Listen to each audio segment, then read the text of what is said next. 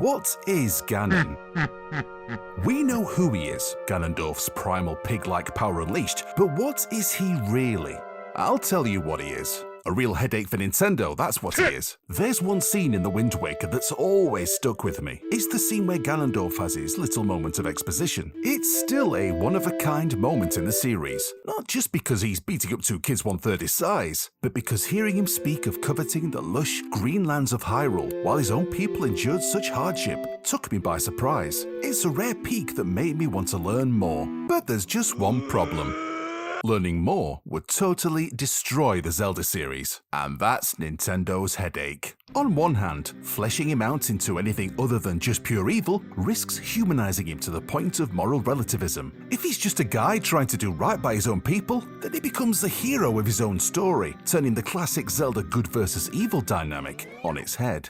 On the other hand, if he is just pure evil, a repeating incarnation of Demise's curse, only ever subdued but never fully snuffed out again and again, well, that's one repetitive little piggy. But if Ganon taps out, who's there to fill his shoes? Nintendo totally did this to themselves. Zant was awesome while it lasted, but then, right at the end of Twilight Princess, psych! Oh, he's just Ganondorf's puppet. Never mind. Hey, what about Girahim? Oh, Girahim was great, but again, just Demise's puppet. And Demise is basically just Ganondorf 1.0. So who's left on the table? I mean, what the is Dartlink supposed to be anyway? I've got a good one in mind. Oh, I bet you have. Go on then. Hang on, I'll tell you in a sec. Nintendo has written itself into a corner with Zelda bad guys. There's almost nothing nostalgic to call upon quite like Ganon, and he's been taken about as far as he can go. Machiavellian approach? Done. Autonomous evil beast?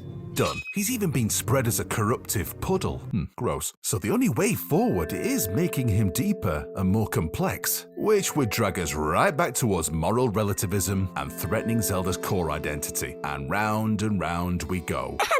Majora's Mask. Wait, what? Majora's Mask. A Zelda villain worthy of Ganon. Oh. Think about it. Nintendo needs a big, nostalgic bad guy that's totally different to Ganon. Something fresh to dig into. It's gotta be this. Or maybe Null from Echoes of Wisdom could be fleshed out.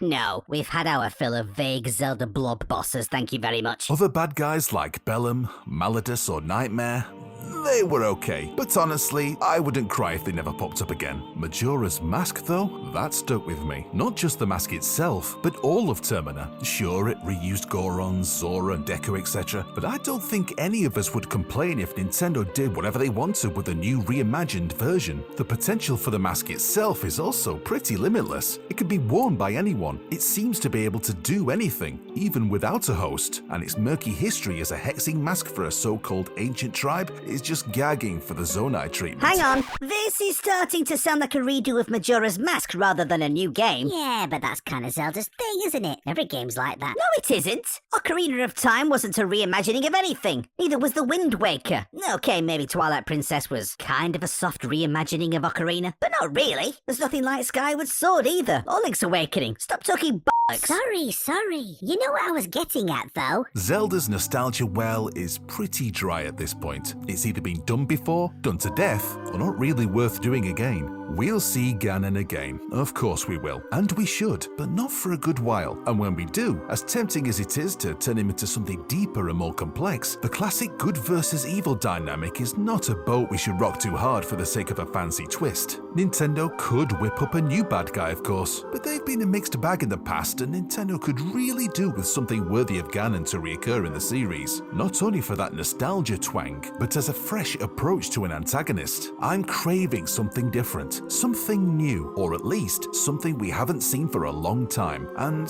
well, Majora's Mask is one hell of a well to draw from. Yeah, it's a shame nobody bought it.